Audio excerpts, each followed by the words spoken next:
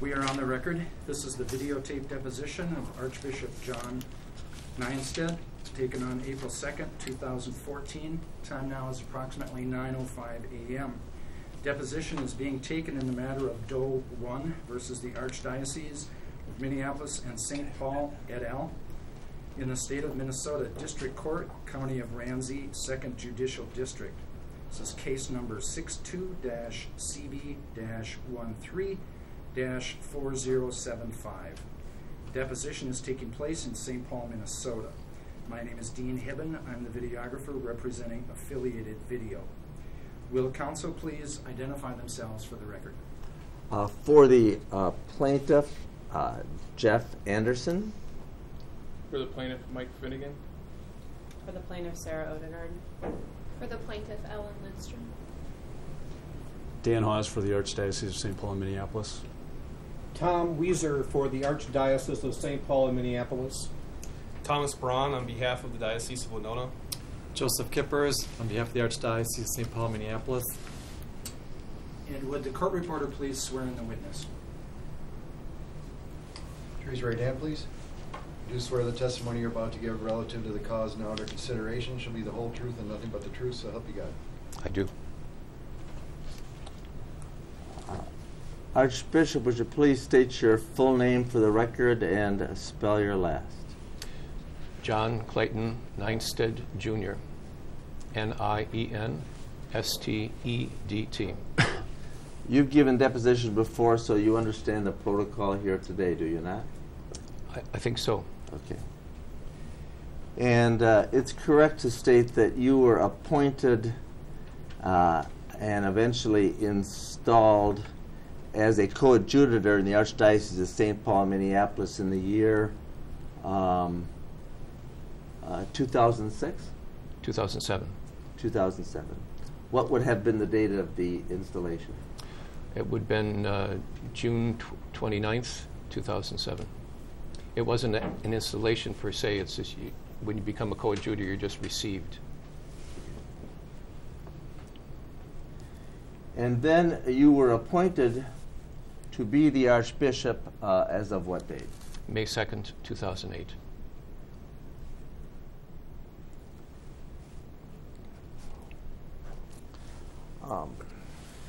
During your tenure as Archbishop, it is correct to state that you have made a number of public statements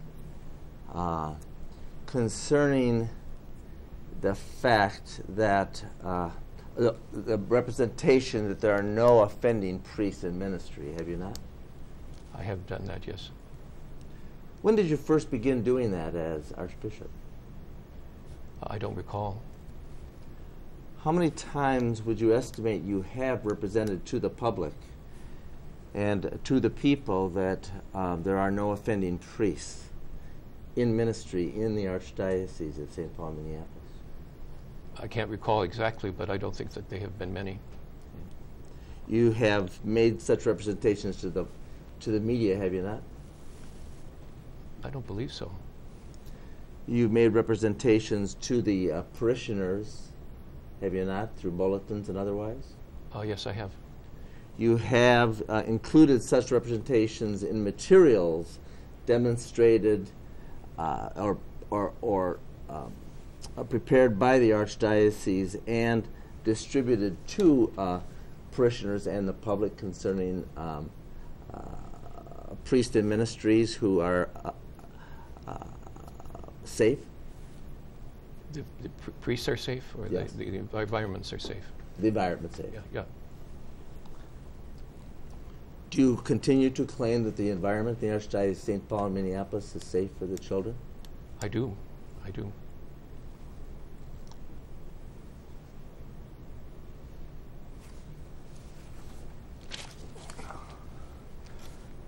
I'm going to show you what we've marked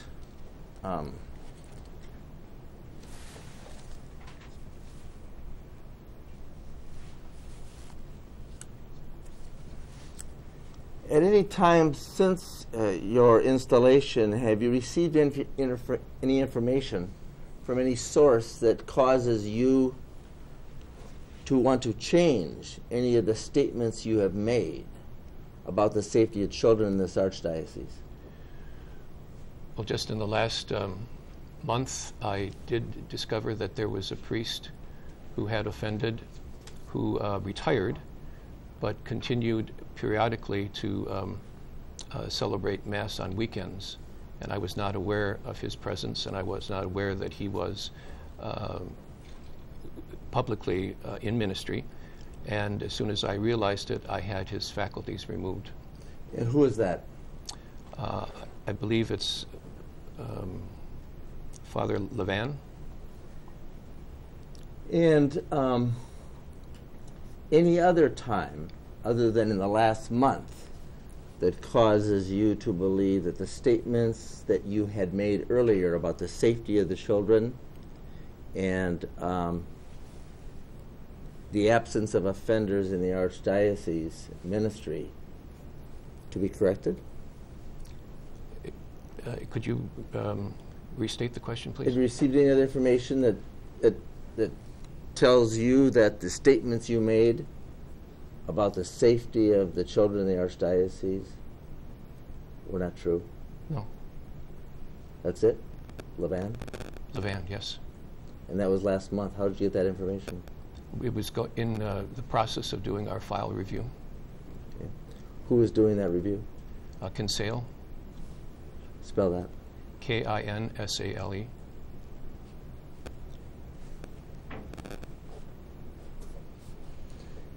And once you receive the information from Kinsale concerning Levan, what correction, if any, did you make about the statements you had made to the public and the community of faith? I don't believe that I did. Do you think one is needed? He's out of ministry now, so I don't see the point of making that announcement, no. It had been known by the Archdiocese that Levan had been accused credibly of abusing at least 2 girls. And that was reflected in the files back over a decade ago, correct? I don't know that for a fact, no. When you came on as Archbishop, did you ever make any effort from the time of your installation and to the discovery of the Levan material by Kinsale to see actually if the statements you were making to the public about the safety of the children were true? I met with my staff, and they affirmed for me the fact that there was no one in ministry who had credibly abused any children. When did you first meet with your staff to make such a determination that the environment was safe? Shortly after my reception into the Archdiocese as coadjutor. What staff did you meet with to determine the safety of the environment and whether or not there were priests in ministry who had offended? I met with my delegate for safe environments, and I met with my civil and canonical chancellors. And so the delegate for safe environments was then Kevin McDonough? He was indeed. Appointed by you to be just that title, right? I did, yes. He had been previously appointed by Archbishop Flynn. And was it his job, at least as you understood it, his appointment to be to make sure that the environment was safe, and he was the point guy for handling that? That's correct. Okay. And that first meeting then was with McDonough and with the chancellors, both Jennifer Hesselberger. No, she wasn't there then. She wasn't there at that time. Who are the chancellors? Sister Dominica, I can't think of her last name, but Sister Dominica, and Mr. Andy Eisenzimmer. And how long was that meeting, sir? To the best of my recollection, it was approximately 2 hours, I believe. It was a long meeting. And was that at the chancery in your office? It was at the Chancery in one of our meeting rooms, yes. And in preparation for that meeting, did you order or request that they review any or all materials held by the Archdiocese concerning priests who may have been accused, credibly or otherwise? I asked, at the time of the meeting, I asked them to give me all that they knew concerning the safe environments of the Archdiocese. And did anybody put or record by memo or recording the contents of that meeting? I don't believe so. So it was all verbal? It was verbal, yes. And at that meeting, were you presented with any written materials? I was not, no. Did you know, you knew there had been a list compiled under the Charter for Protection of Children, that a list of credibly accused offenders, correct? I was aware of that. I'm not sure I was aware of that at that time, but I was aware shortly after my arrival. Well, you were bishop in New Ulm when the Charter for Protection of Children was established in 2002. Correct. And you attended those meetings where promises were made to the public. Correct. Across this nation that we're going to have a zero tolerance policy, correct? Correct. And you were part of one of the bishops that made such a representation to the people in the U.S. about zero tolerance, correct? Correct. So you knew at that time the bishops then commissioned John Jay to do a study to determine, based on information given them, various lists of credibly accused of offenders.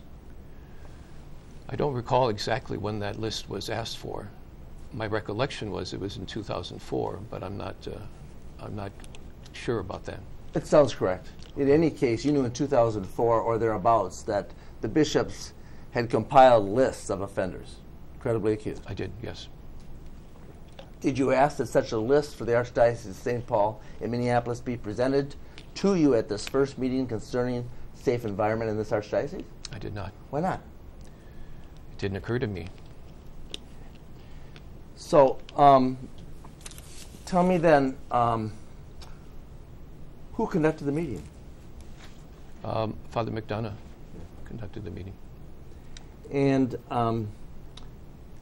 tell us what Father McDonough told you, Archbishop, responsive to your request about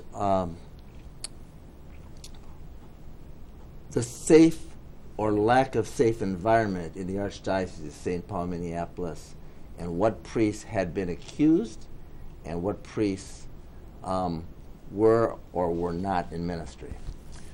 Well, he described for me the PALMS program that we have, which is our monitoring system for priests who have abused, and explained to me how that worked, and explained the situation of what those priests, that those priests were not engaged in ministry. And okay, I'm going to stop you there. I'm sorry to interrupt you, but you said the PALMS program? Yes. PALMS is spell that. P-O-M-E-S, I believe. Okay. P-O-M-S, I believe, yeah. P-O-M-S. And you said that was a monitoring program, correct? Correct. And did you ask him the names of the priests that were being monitored under the PALMS program as McDonough recited this to you? I had asked for the meeting, and he was chairing the meeting, and he began to tell me the individuals who were under the PALMS program. Who were those individuals? I can't recall the names right now. Why didn't you write it down? It didn't occur to me at the time to do so. At the time, didn't it seem like one of the most important things you needed to do as Archbishop, knowing the crisis of in America of Catholic clergy abusing kids, to know who in this Archdiocese had been accused and who were currently being monitored? Well, I had asked for the meeting precisely so that I would know what the situation was and that I could assure myself and assure my publics that the environments were safe. But Archbishop, you can't remember who that was that you were told today. There were several names that were given to me, and I was assured that their situations were being monitored and that they were not likely to reoffend. And that was the primary purpose of the meeting. And you say several names. How many? I don't recall exactly. There were several. Well, what does several mean? Is that more than 10 or less than 10? Object. You don't have to guess, Archbishop. If you know, you can answer, and if you don't. I really don't know.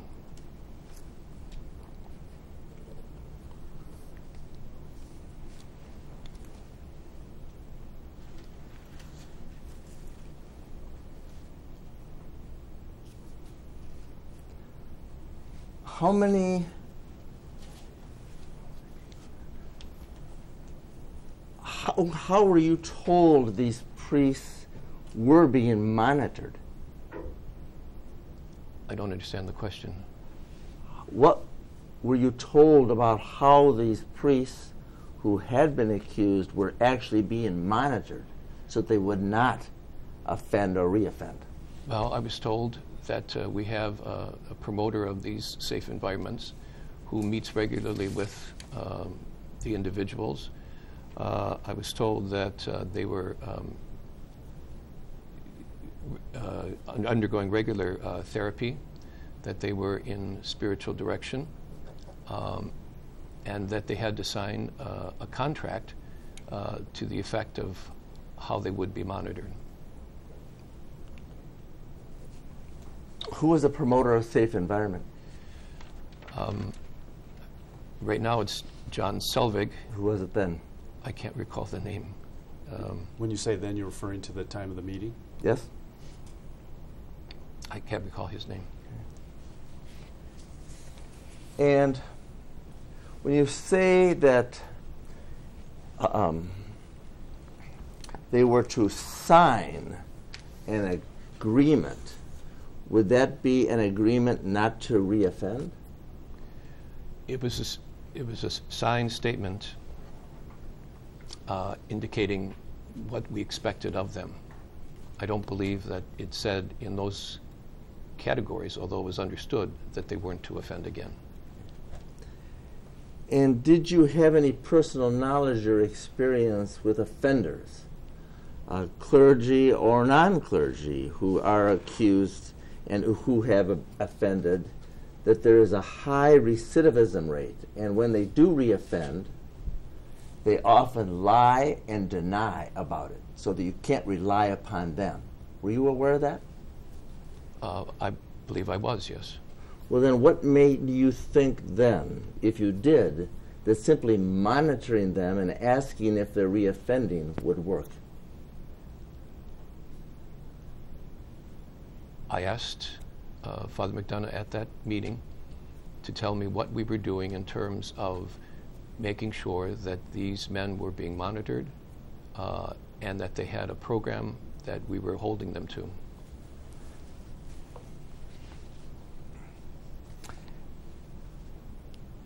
Did you, as a result of that meeting, disclose to anybody in the public or any of the parishioners any of the names that you were given by your team about those priests who were being monitored and who had offended?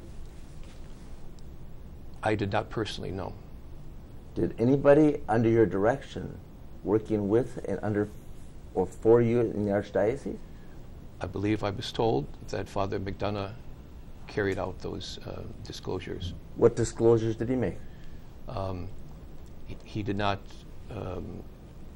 as I recall, he did not tell me exactly who he made the disclosures to, but generally speaking, they were people in the parish where they served. Didn't you ask? Didn't you say, Father McDonough, we have a number of priests who you, the exact number you can't remember today, who are under monitoring, who we know have offended in the past. didn't you go back and say, tell me exactly what you're going to do and when you're going to do it to make the public know? I asked for that meeting so that I would understand more clearly how the environments that we have in our parishes and our schools would be safe for children. And that's our primary objective. Archbishop, isn't it correct that you really didn't want the public and the people to know who was being monitored at that time? Well, it's objection. That's argumentative, counsel. You can ask answer. a question. I don't believe that's true, no. Well then, can you tell me exactly what offenders that had been or under monitoring were then actually disclosed to the public as a result of that meeting? I can't answer that, no. Can you tell me when any of those offenders who were disclosed to you at that meeting were ever disclosed to the public? I know that they have been. I can't tell you the exact dates or the times that they have been disclosed, but they have been disclosed. Can you tell me any the name of any offender or the time at which it was done where the Archdiocese, under your direction, either Kevin McDonough or anybody else, made an actual disclosure and it wasn't made by somebody, some third party? Well, yes. Such as media or ourselves? This past October, I believe, when we made our first disclosures.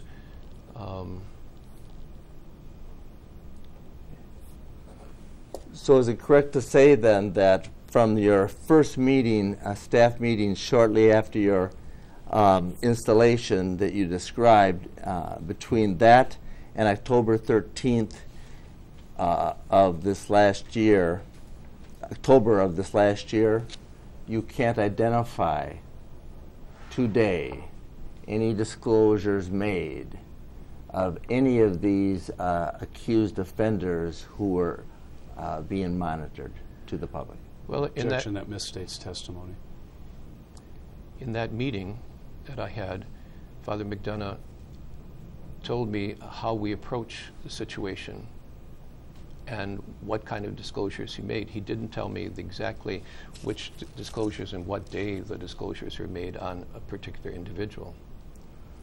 Well, I'm asking you what disclosures were made to the public. I appreciate you have this information in your inner circle of the chancellors and the delegate, Father McDonough, who I think was then Vicar General, wasn't he also? No, at the time I was coadjutor, yes. Yeah. And in any case, we'll call them your inner circle, but beyond your inner circle, I'm asking you to tell me, if you can, if there were any disclosures made of any of these offenders identified to you who were under monitoring to the public until October of 2013. Father McDonough informed me that as part of our procedures, we would disclose to certain people in parishes where priests had served. And how was it determined who would be told in those parishes? My recollection is, as I recollect now, it was the pastor and the trustees of the parish. What about the parishioners and the public? Didn't they have a right to know who was being monitored and who had been accused?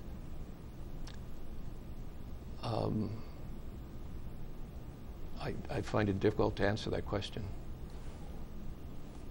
Don't you think they have a right to know who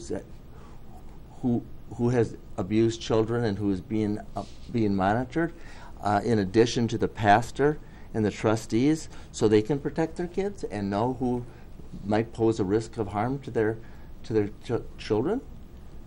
Are you speaking of priests that are still in the ministry or serving? Speaking of the priests that are being monitored. Well, other than those who are serving? The question stands. You identified a number of priests who are being monitored, right? Correct. They're all priests who are in ministry, correct?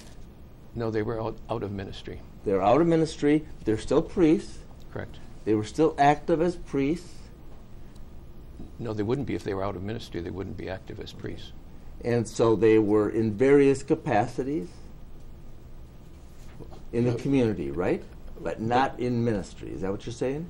I don't understand what you mean by capacities. Well, they were.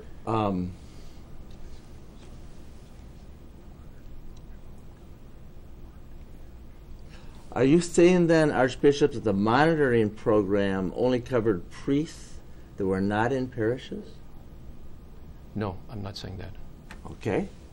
Let's break it down then.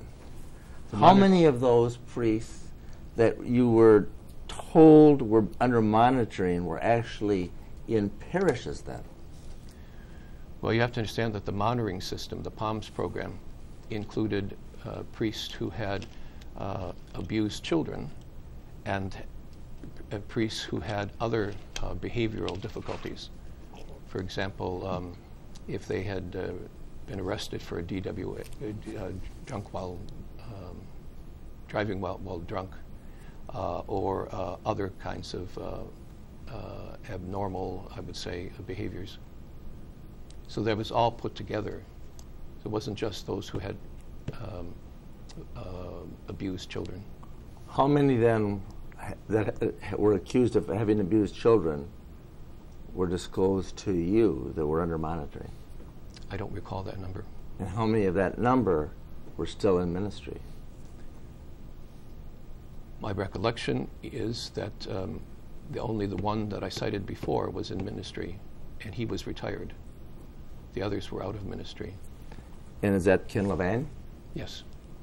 And that was, and when was the first public disclosure of Ken Levan having been accused as an offender and that he had been under monitoring? I don't recall that. Sorry.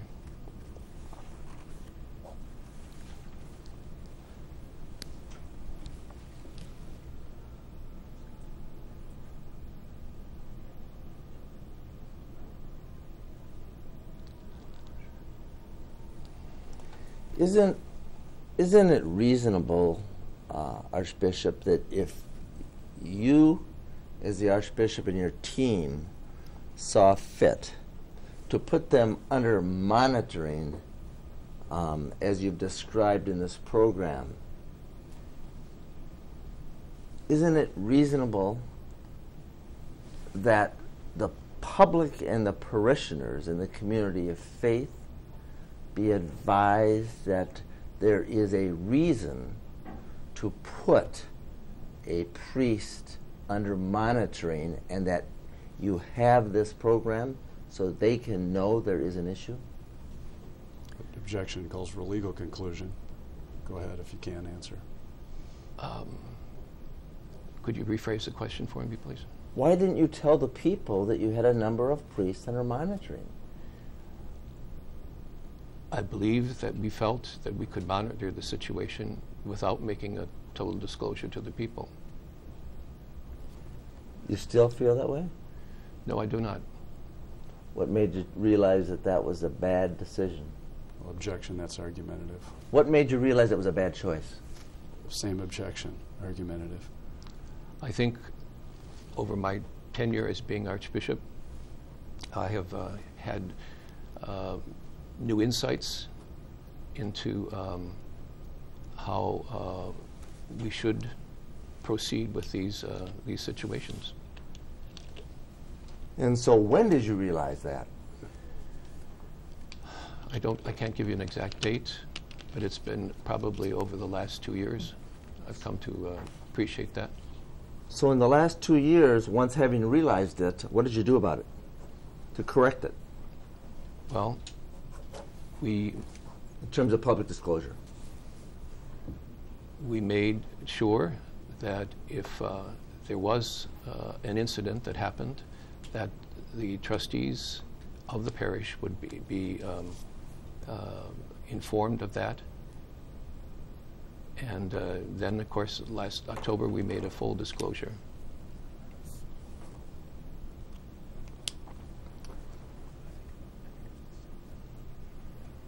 Are you sure it wasn't December that you made that disclosure? I don't recall the exact date. When you say full disclosure, what do you mean by that then? Of In the October. 43 persons that we've put on our website.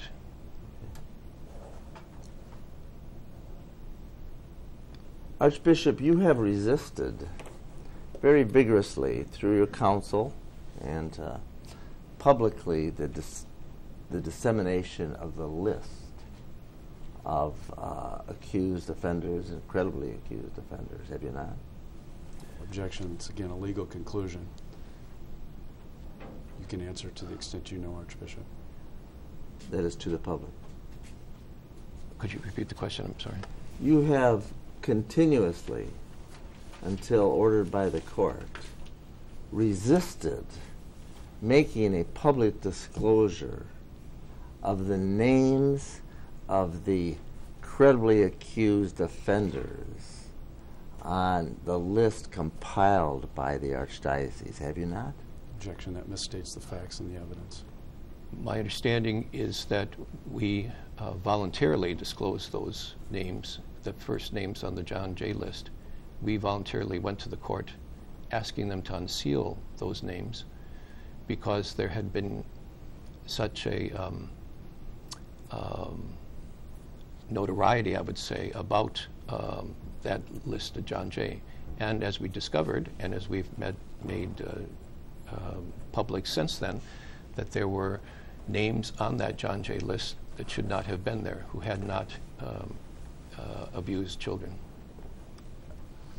Archbishop, you're aware that it was our office that has persisted in trying to get those lists disclosed by you and your office for years, including in the John Doe 76C case, correct? You're aware of that? I'm aware of that, yes. And you're also aware, are you not, that you released that list only after we brought another motion before Judge Vandenoort, and it was very evident and imminent that it was going to be required, correct? Objection. Misstates the facts and evidence. Go ahead. I don't recall that, no. So you're saying to us today, under oath, that you made the conscious choice to voluntarily release that list? We did, yes. When you did? Yes. And you made that choice for what reason? Well, in an attempt to be transparent with our publics, with the Catholics in the pew, because the media had made such a big deal out of the John J. list. It was public pressure, wasn't it? I wouldn't say so. I think it was conversion on my part to see that this was something we should do. Was it legal pressure by us? No, sir. No influence, huh? I wouldn't say that, no. Okay. There were multiple Okay. influences. If it wasn't us, and it wasn't the media putting in pressure, you say you had conversion. What gave you this conversion then? If it wasn't public pressure by us or the media? Discussion with my team. Who? It would be my communications director, my chancellor for civil affairs, my chancellor for canonical affairs, my auxiliary bishops, my moderator of the Curia. And who urged you to keep it quiet on that team up until that time? Object to the form. I can't recall anyone specifically doing that. Before you actually had this conversion after meeting with the team that you described, had any urged you to make it public so that the public could know who was on it? I don't recall. From 2008 until 2013, you made the choice to keep that list secret, did you not? It already had been kept secret, and I didn't see any reason to disclose.